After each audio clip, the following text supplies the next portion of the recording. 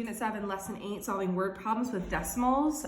Today your skill is much different from the day before. So today we're identifying a plan to solve all parts of the story to reach the big problem.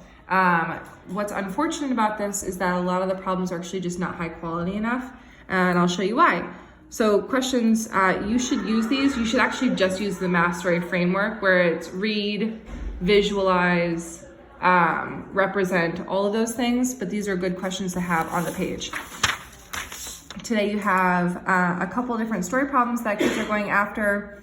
Part 1, part 2. First part is finding just blues and greens like this, really not complicated. And then part 2 is when we use that information to then solve an additional thing. These problems are very straightforward, whereas this next problem, right when they get to independent practice, is very challenging.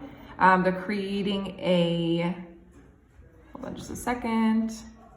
They're creating combinations of scholars to be fair. And so kids need to ask themselves, what combinations can they put together to create fair pairings, and be able to recognize that they need to equal the same size values.